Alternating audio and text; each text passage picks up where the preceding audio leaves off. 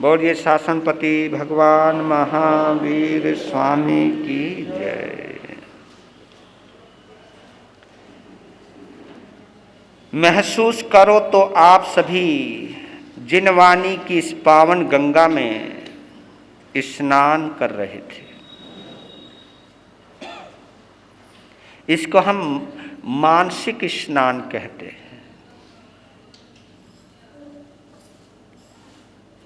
अपनी आंखों के जरिए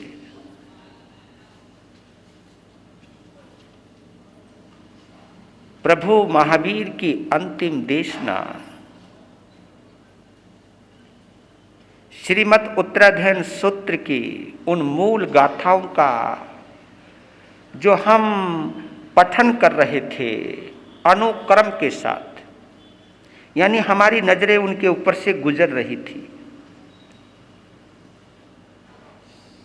बेशक वो शब्द हमें समझ में नहीं आए, लेकिन ये तो हमारा अहोभाग्य है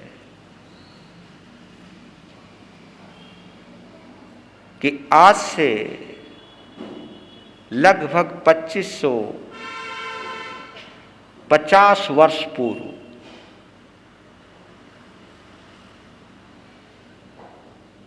48 घंटों तक लगातार जिन आगम को भगवान ने फरमाया, उन आगमों से एक आगम ये, क्योंकि आखिरी में यही आगम फरमाया है, इसलिए इसको अंतिम देशना भी कहते हैं। उससे पहले तो सुख विपाक और दुख विपाक के अध्ययन फरमाए हैं। लास्ट में ये 36 अध्ययन पूर्ण करके जैसे उस 37वें अध्ययन में प्रवेश कर रहे थे, माता मरुदेवी नाम के अध्ययन में प्रवेश कर रहे थे, उसी वक्त उनको निर्वाण हुआ है। तो ये तो सौभाग्य है हमारा कि 2550 वर्ष पूर्व जब भगवान महावीर जिसको बोले हैं, आज वो वाणी हमारे हाथों में है, हमारी आंखों में है, हमारे सिर पर है। और गहराई में डूबोगे तो हमारे रोम रोम में है, क्योंकि जब अपने परम पिता परमात्मा प्रभु महावीर के प्रति अनुरक्ति या भक्ति के भाव पैदा होते हैं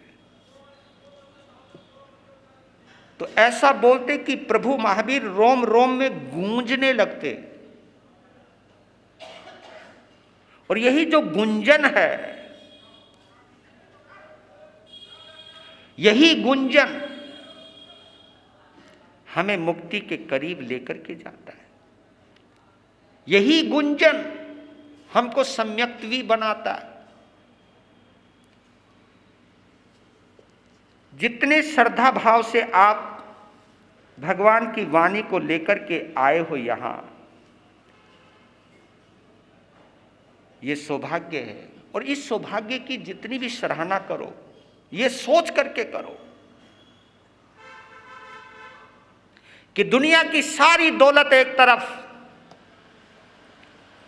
लेकिन ये दौलत वो दौलत है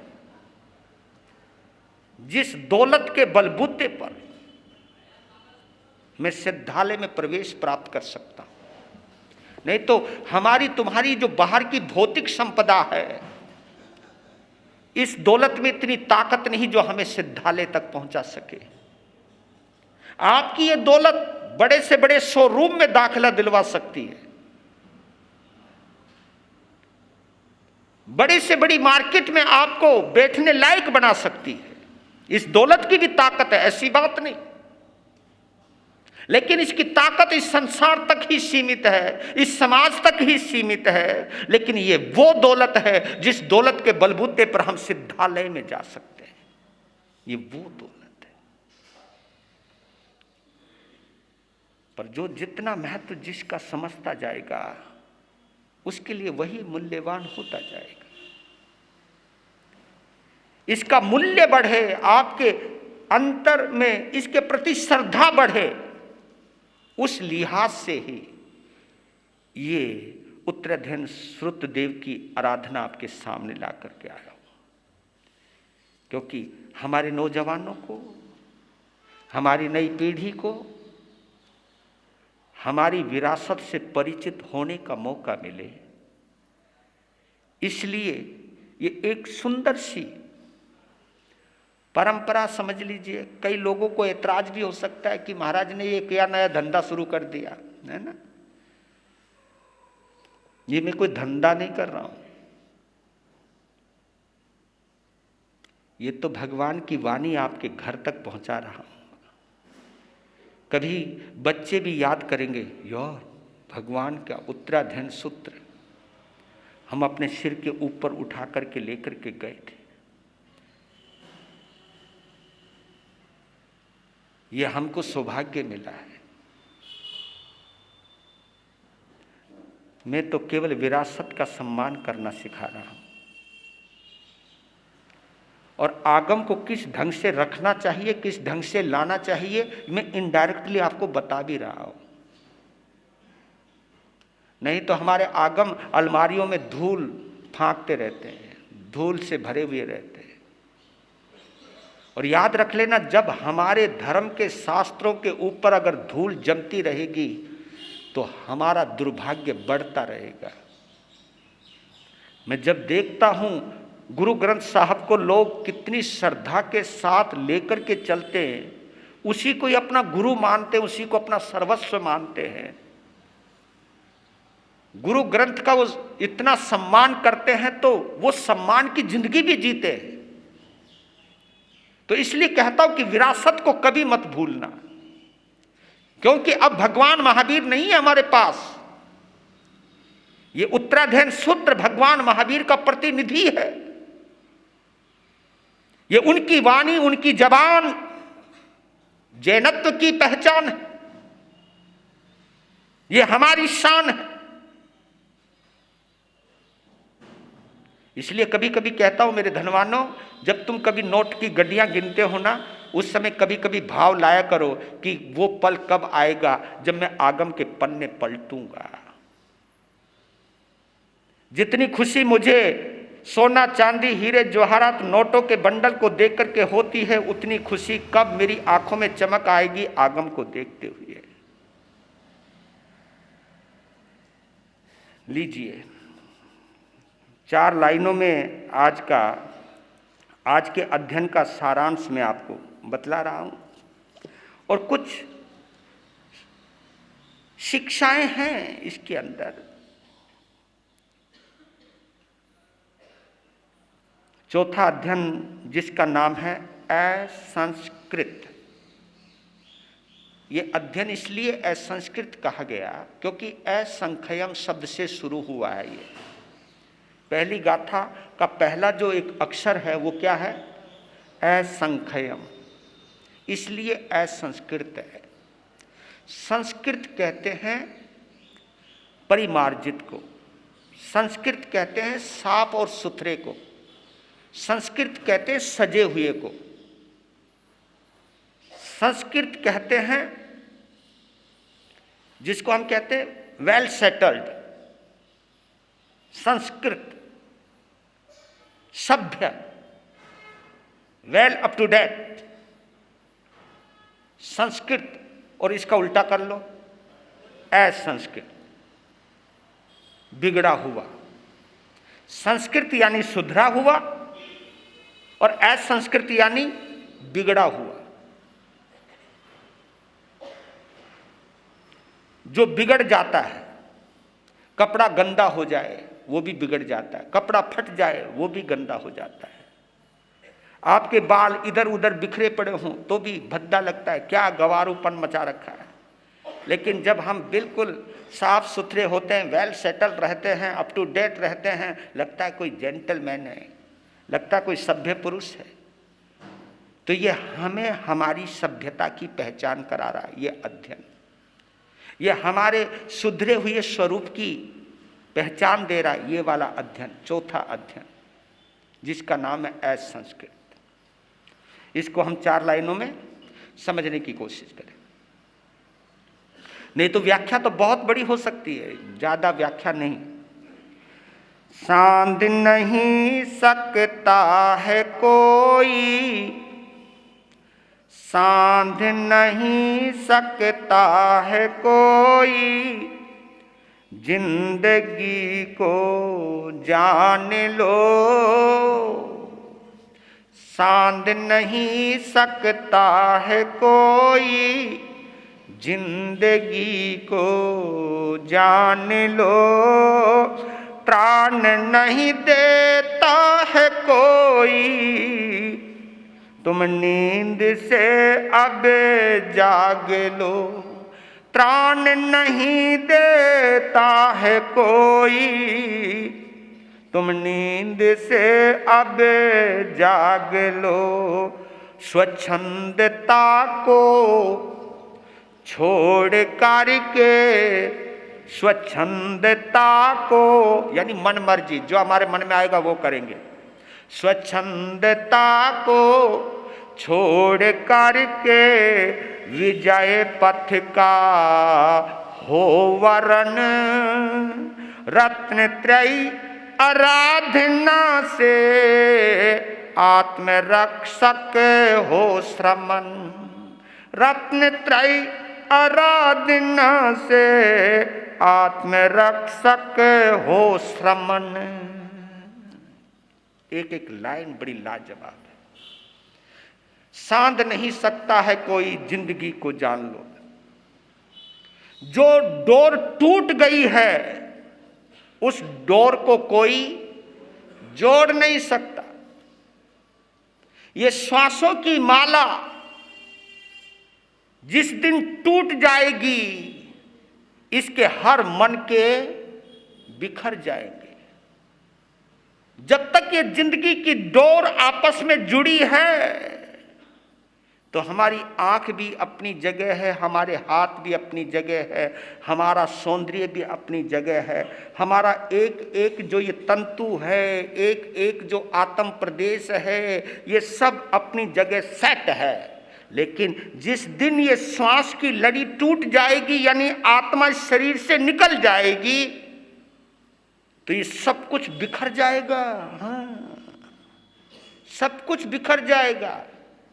जिस शरीर पर हम और तुम इतराते हैं, ये मिट्टी का ढेरी बन जाएगा, कीड़े पड़ जाएंगे इसके अंदर, सब छिन्न भिन्न हो जाएगा। सांध नहीं सकता है कोई, जिंदगी को जान लो।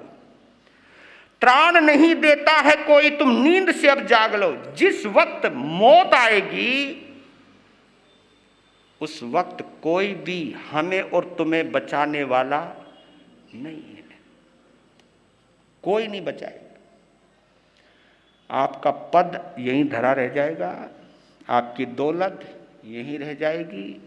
आपके पास दौलत की कोई कमी नहीं है, लेकिन जिस दिन श्वासों की कमी हो गई ना, श्वास जब खत्म होने लग जाएंगे, तो उस समय उन श्वासों को खरीदा नहीं जा सकता। जिस दौलत से आप जमीन खरीद लेते हो, दुनिया की हर खुशियां खरीद लेते हो, उस दौलत से आप एक श्वास भी नहीं खरीद सकते। ये हमें हमेशा याद रखना चाहिए। त्राण नहीं दे सकता कोई, नींद से अब जाग लो। जिस समय कष्ट भोगने की बारी आएगी, उस वक्त भी कोई हमें बचा नहीं पाएगा। हर किसी को अपने अपने दुख, अपनी तकलीफ खुद भोगनी है। दूसरा केवल देख सकता है, थोड़ी सेवा कर सकता है, अपनी उपस्थिति से तुम्हें थोड़ी सी हिम्मत दे सकता है, ज्यादा नहीं। भाई यही हिम्मत है कि हाँ कोई है। लेकिन तुम ये सोचो कि जो दर्द हो रहा है वो दर्द उसको भी हो जाए, या इस दर्द को मैं थोड़ा बांट लूं। मुझको 104 बुखार हो रहा है तो 102 बुखार सामने वाले को दे दूं, कम से कम दो ही बुखार झेलूं, होएगा क्या? अरे जब तुम्हारे दांत में दर्द होता है, तुम्हारे सिर में दर्द होता है, कईयों को तो आधा शीशी दर्द होता है, जिसको माइग्रेन कहते हैं। माइग्रेन में मन करता है दीवार में मारियो ना, मन करता है। और माइग्रेन में एक और चीज है, उजाला पसंद ही नहीं है। माइग्रेन में अंधेरा चाहिए, सूरज की रोशनी में और पंगा, प्रकाश में और पंगा। माइग्रेन कहता है कि अंधेरा कर दो, कोई दिखाई ना दे। और बताओ माइग्रेन में एक और पंगा, कोई बोले जी क्या हाल है, तुम क्या कहते हो, चुप हो जा, बोल मत। यानी कोई बेचारा सहानुभूति प्रकट करे हैं। कुछ हुआ, अच्छा हो गया होगा, कुछ भी हो सकता है। तो स्वच्छंद, तो भगवान महावीर कहते हैं स्वच्छंदता को छोड़ करके विजय पथ का हो वरण। एक होती है स्वच्छंदता, एक होती है स्वतंत्रता। भगवान ने स्वतंत्रता का संदेश दिया है, स्वच्छंदता का नहीं।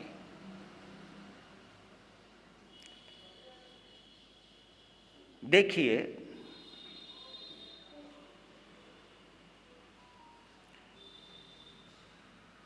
मेरे ऊपर बड़ों का साया है और मुझे बड़ों के अनुसार चलना चाहिए। बड़ों के सामने में चलना सीख लूं, बड़ों के सामने में बोलना सीख लूं, बड़ों के सामने में रहना सीख लूं, बड़ों के सामने में जीना सीख लूं। ये बड़ों का प्रति आदर है। एक मन में ये भाव आ जाए, यार ये बड़े कब हमारे सिर से उठें। कुछ हैं जो मन की तमन्ना वो पूरी कर ले। तो मन की मर्जी अगर तुम करोगे और बड़े लोग तुम्हें मन मर्जी करने में बाधक महसूस होने लगेंगे, उसको हम स्वच्छंदता कहते हैं। सच कहता हूं, कई लोग कहते हैं कि धर्म ये मर्यादा, बंधन, आजादी को खत्म करता है, धर्म का क्या मतलब है। मैं कहता हूं मेरे बंधुओं, कई चीज बंधी हुई बहुत अच्छी रहती हैं, खुली चीज अच्छी नहीं होती। नदी दो किनारों के बीच में बंधी रहे तो उपयोगी है, वो प्यास मिटाती है, बिजली बनाती है, सब चीज काम है। ये जितने भी डैम हैं अगर ये बंधे हुए रहें तो ही उपयोगी है। अगर कोई डैम टूट जाए तो वही बर्बादी ला सकता है। ये बिजली के तार जो हैं, ये जो प्लास्टिक ऊपर चढ़ा रहता है तो ही अच्छा है। अगर खुले तार हों, नंगे तार हों, तो वो तार जिंदगी को खतरे में डाल देते। जो पंखे होते हैं, ये टेबल फैन, ऊपर का तो नहीं कह रहा मैं, टेबल फैन, वो दोनों तरफ से वो बंद रहते हैं, उनके बीच में से हवा आती है तो सुरक्षित रहते। वो स्वतंत्रता, कहीं पे भी रखो, कहीं से भी हवा आएगी, कोई खतरा नहीं है।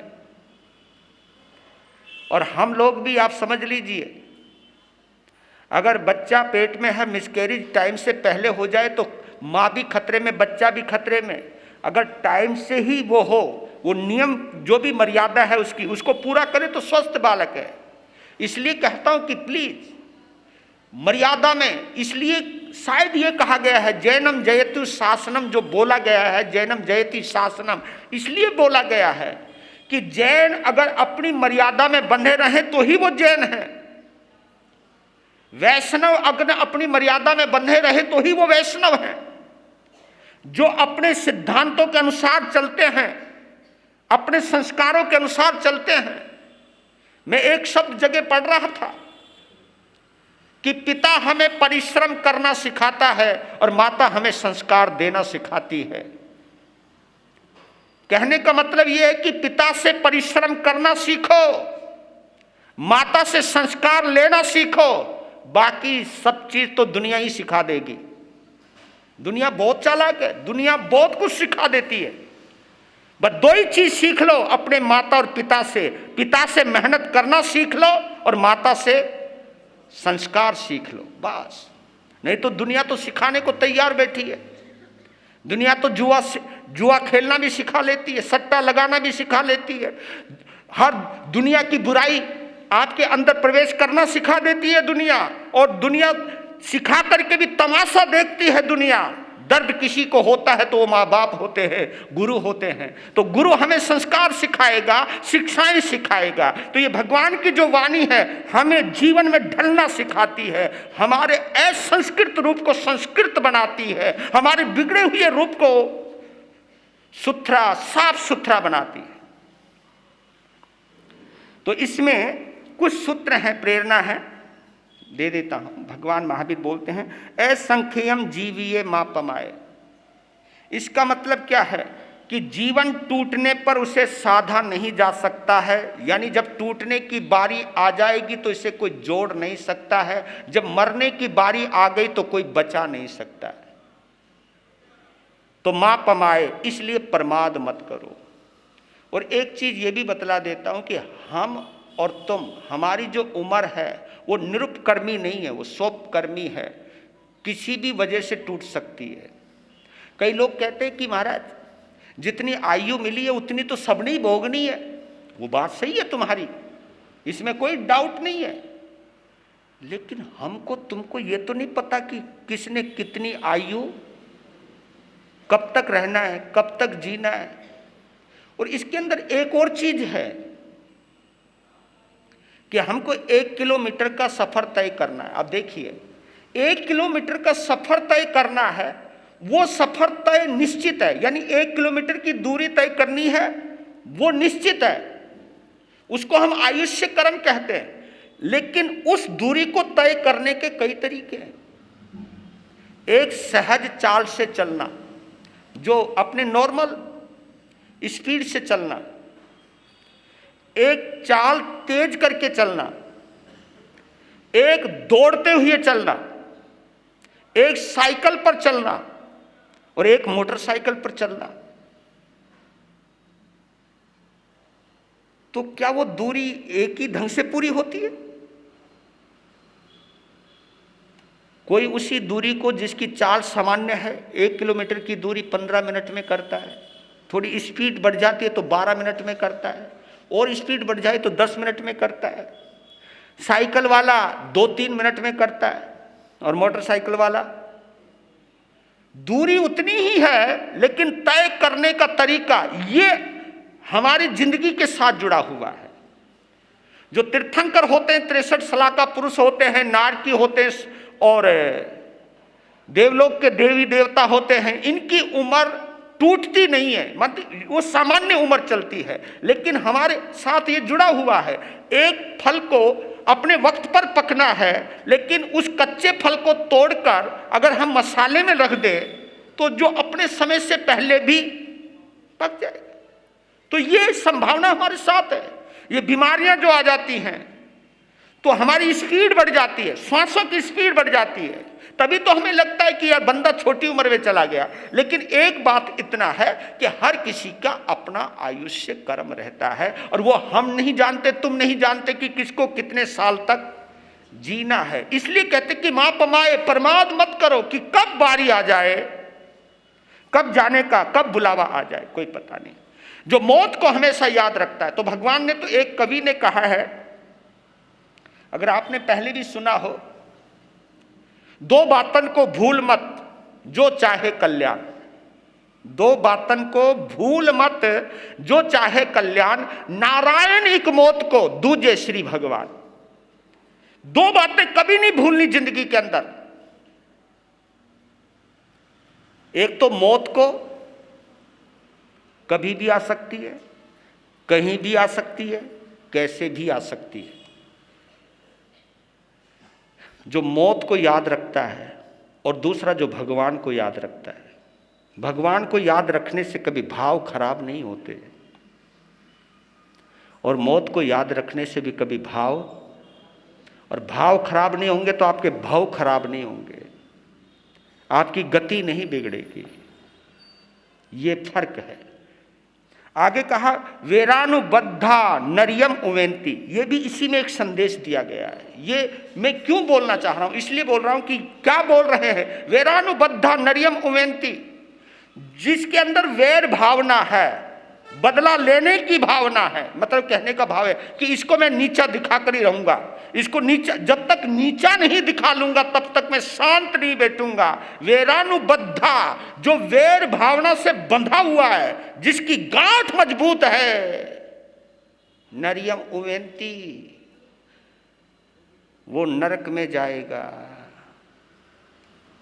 क्योंकि क्लेश में रह रहा है, क्लेश पैदा करेगा, जिएगा तो क्लेश पैदा करेगा, मरेगा तो भी क्लेश वाली गति में जाएगा, नरक में ही जाएगा। इसलिए मन में हमारे और तुम्हारे किसी से बदला लेने की भाव हो तो ये वैर भावना है।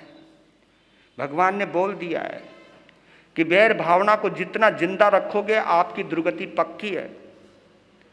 और मैं बताऊं एक गहरी बात, अगर मन में नफरत भरी हुई है, मन में वैर भावना भरी हुई है, मन में द्वेष भावना भरी हुई है, तुम्हारे कान में एक शब्द बोल रहा हूं, नुका जी कान में कहां बोल रहे हो, कान में ही बोल रहा हूं वैसे देखा जाए तो। अगर मन में वैर भावना भरी है, आप 5-5 समाय कर लो तो भी नरक गति टलने वाली नहीं है। हाँ न महाराज ये क्या बोल दिया, मैं सही बोल रहा हूं। समाय वैर भावना को घटाने के लिए होती है, बढ़ाने के लिए नहीं होती।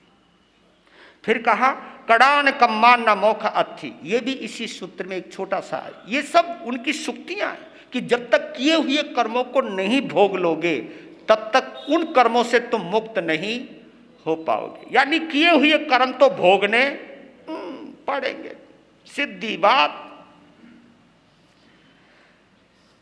फिर कहा से कमुना किच्चई पावकारी, ये छोटे सूत्र क्या बोला है कि कर्म वाला व्यक्ति ही, पापी व्यक्ति ही दुखी होता है।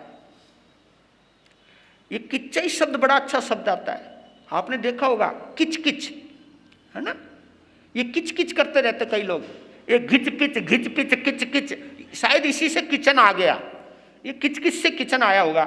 मतलब कई लोग तो सुबह सुबह माथा पीटने लग जाते हैं, आज ये बनाना पड़ेगा, आज ये बनाना पड़ेगा, आज ये नहीं है, आज ये नहीं है, पता नहीं क्या क्या, ये किच किच, शायद किचन। पहले नहीं तो ये अन्नपूर्णा का मंदिर होता था, वहां प्रेम से अंदर जाते थे, प्रेम से बनाते थे, भोजन में प्रेम होता था, भोजन में प्रसाद होता था। और स्वास्थ्य का अंदर, आज हमारे स्वास्थ्य में गड़बड़ आई है, या तो हमारा भोजन सेवक बना रहा है। कभी भी चेक, जो बड़े लोग हैं उनके घरों में रसोई भोजन बनाते हैं। अब मैं पूछना चाहता हूं, जो भोजन एक माँ बना सकती है, जो भोजन एक पत्नी बना सकती है, क्या उसी भाव से भोजन रसोईया बना सकता है? नहीं। और कभी कभी तो आप लोग तो ऐसा करते हो, बेचारा महाराज जी भी आवे ना आहार को, खुद तो कमरे में पड़े रहते हैं, ए रामो, महाराज जी को आहार पानी देके हमें भी तुम्हारे द्वारा भोजन मिलने की बजाय कभी उन सेवकों से मिलता है। वो भी उतने भाव से तो भोजन हमें भी नहीं दे सकता जितने भाव से तुम दे सकते। लो जी, इधर चलते। अकाम मरणीय अध्ययन, ये 5वां अध्ययन है। 4 लाइनें इसकी सुन लेते हैं और इसको समझ लेते हैं। अकाम मरण, देखो यहां असंस्कृत बोला है, वहां अकाम मरण बोला है। जो बिगड़ा हुआ रहता है उसका मरण अकाम ही होता है। अकाम कहते बिना काम का, बिना मतलब का, मर गया, वो भी कुत्ते की मौत, गिड़गिड़ाते हुए मरना, हाय मुझे बचा लो, अरे कोई तो बचा लो, ऐसे गिड़गिड़ाते मरना, डॉक्टरों की शरण ले लेके मरना, कहना भाई मुझे बचा ले, मुझे बचा, यानी गिड़गिड़ाना नहीं, क्योंकि गिड़गिड़ाता वो है। और याद कर रहा हूं, मैं आपको बतलाना चाहता हूं, चाहे मैं हूं चाहे आप हो, कितना भी गिड़गिड़ा लो, जब जाने का वक्त आ गया तो कोई हमें बचाने वाला नहीं है। तो कैसा करना चाहिए, अकाम मरण अध्ययन में फरमाया है भगवान महावीर ने। अज्ञजन, अज्ञ यानी अज्ञानी, अज्ञ जन संत्रस्त होते, कौन कौन रोता है ये बतला रहे। अज्ञ जन संत्रस्त होते, मृत्यु जब हो सामने। अज्ञ जन संत्रस्त होते, मृत्यु जब हो सामने। लौट फिर मरण पाते, इस जगत को थामने। लौट फिर मरण पाते, इस जगत को थामने। आत्मज्ञानी को कभी भी, आत्मज्ञानी को कभी भी मरण से है भय नहीं। आत्मज्ञानी को कभी भी मरण से है भय नहीं। भव भ्रमण परिमित करे, संलेख ना करके सही। भव भ्रमण परिमित करे, संलेख ना करके सही। 4 लाइनों में 2 ऊपर की लाइन अज्ञानियों के लिए बोली हैं और नीचे की 2 लाइनें ज्ञानियों के लिए बोली हैं। हम अज्ञानी हैं या ज्ञानी हैं, स्वयं चेक कर लीजिएगा। भगवान चेक करवा रहे हैं। भगवान अपनी वाणी के माध्यम से चेकिंग पॉइंट दे रहे हैं। चेक कर सकते हो, मैं भी कर सकता हूं, आप भी कर सकते हो। अज्ञानी आप भी हो सकते हो, अज्ञानी मैं भी हो सकता हूं। अज्ञ जन संत्रस्त होते, मृत्यु जब हो सामने। जो मौत से डरता है, मौत आते हुए को देख कर कांपने लगता है, अरे मैं गयो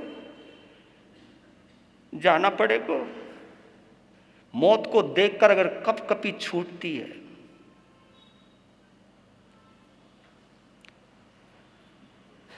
तो ये इसको कहते भय, संत्रस्त, डरा हुआ, भयभीत। और आदमी, शायद मुझे ऐसा लगता है, मौत को देखकर आदमी की कई बार मरने से पहले ही मर लेता है। मौत तो उसे बाद में मारती है, पहले तो मौत का भय देखकर पहले ही मर लेता है। हाय मैं तो गया, हाय मैं तो गया। तो जो हाय हाय करता है, इसको हम जीजी विषा कहते हैं। जीजी विषा कहते हैं जीने की इच्छा। जीने की इच्छा रखो, मैं मना नहीं कर रहा हूं, लेकिन इसके साथ में एक चीज जरूर रखो। जब तक जीऊंगा शान से जीऊंगा, लेकिन मरूंगा भी शान से मरूंगा। जब तक जिंदगी है, जिंदा दिली से जीऊंगा, लेकिन जब मरने की बारी आएगी तो जिंदा दिली से मरूंगा। यानी डरूंगा नहीं, मैं इस सत्य को ध्यान में रखूंगा कि मौत को मैं टाल नहीं सकता और किसी में ताकत नहीं है इस मौत को टालने की। तीर्थंकरों की भी निर्वाण कल्याण की एक उम्र होती है, वो भी गए हैं आखिरी वक्त। बड़े से बड़े सम्राट गए, बड़े से बड़े बलवान गए, और देखिए कईयों को गलत फहमियां हो गई थी। जैसे रावण को गलत फहमी हो गई थी, क्योंकि एक रहस्य था कि नाभि में अमृत कुंड है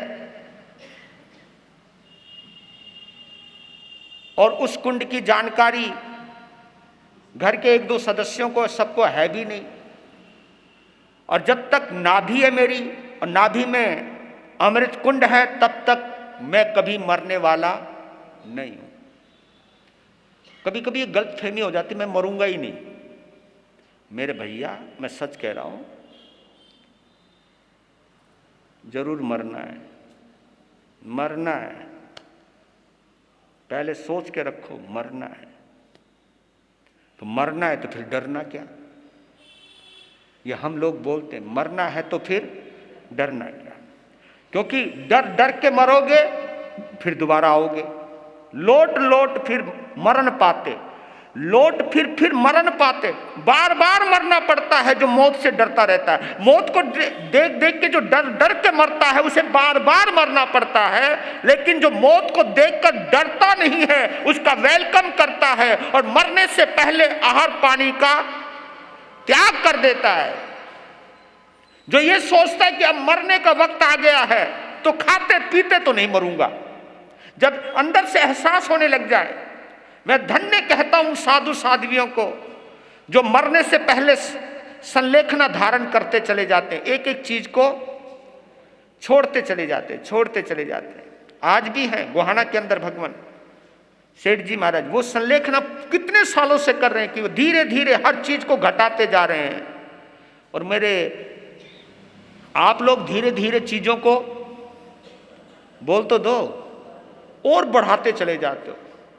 बढ़ाओ मत, उम्र बढ़े चीजें घटाओ, जो जो उम्र बढ़ती जाए चीजें घटाते जाओ, यहां तक कि मोह को भी घटा लो। मोह अगर घट गया ना तो सच कहता हूं मरते वक्त बिल्कुल वेदना नहीं होगी। ये जो वेदना होती है ना अंदर से प्राण कसक करके निकलते हैं, ये मोहनीय कर्म की प्रबलता की वजह से निकलते हैं। अगर मोह कर, क्योंकि मरना नहीं चाहते ना, और जब हम मरना नहीं चाहते हैं तो जब प्राण निकलते तो बड़ी कसमसाहट होती, बड़ी छटपटाहट होती है, और वो छटपटाहट मोहनीय कर्म का प्रभाव है। और कहते कि मोहनीय कर्म जितना कमजोर पड़ जाएगा प्राण उतने आसानी से निकल जाएंगे। और प्राण जब आसानी से निकलते हैं इसी को हम संलेखना कहते हैं, इसी को हम संथारा कहते हैं। भगवान महावीर ने कहा कि तड़पते हुए नहीं मरना, रोते हुए नहीं मरना, मरना है तो हंसते हुए मरना। और हंसती हुई मौत तब आती है जब मोहनीय कर्म, ये हमारे जिन शासन की बहुत बड़ी देन है, ये जिन शासन की बहुत बड़ी प्रेरणा है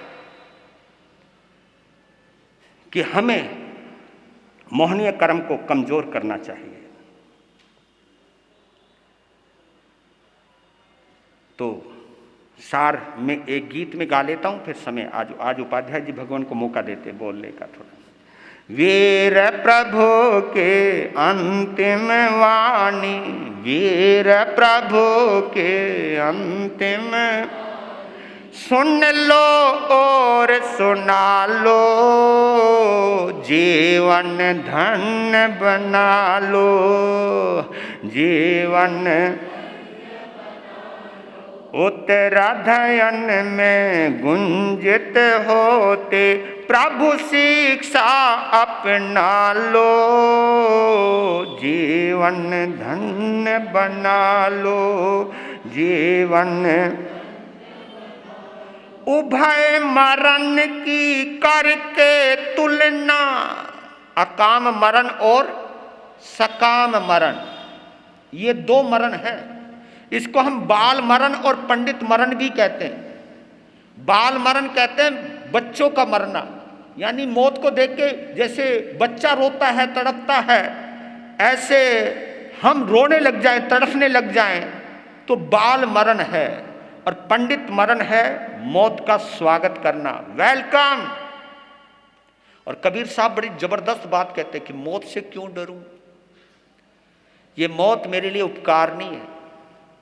कबीर साहब कितनी गहरी बात कहते हैं। कबीर साहब कहते कि मौत मेरे लिए उपकार नहीं है, क्योंकि ये शरीर बाधा बनी हुई है मेरी आत्मा को परमात्मा से मिलने में। क्या बात है, ये शरीर ही बाधा है आत्मा को परमात्मा से मिलने में। मौत आएगी, शरीर गिर जाएगा और ये आत्मा परमात्मा से मिल जाएगी।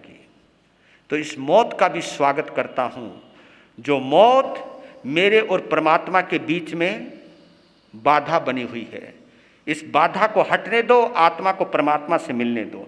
उभय मरण की करके तुलना, श्रेष्ठ मरण स्वीकारे, दया धर्म और क्षमा भाव से आत्म प्रसन्नता धारे, शांत चित्त और निर्भय होकर, शांत चित्त और निर्भय होकर देह ममत्व मिटा लो, जीवन धन्य बना लो, जीवन धन्य बना लो।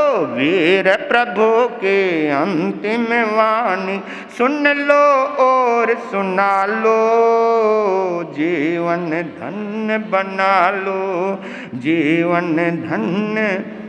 मरण काल आने पर मुनिवर अनशन व्रत अपनाए, त्रिविध मरण सकाम बताए, एक मरण को पाए। संथारा संलेखन व्रत से संथारा संलेखन व्रत से कर्म क्षीण कर डालो, जीवन धन्य बना लो, जीवन धन्य बना लो। बोलिए शासनपति भगवान महावीर स्वामी की, बोलिए श्रीमद उत्तराधन सुरतदेव भगवान की।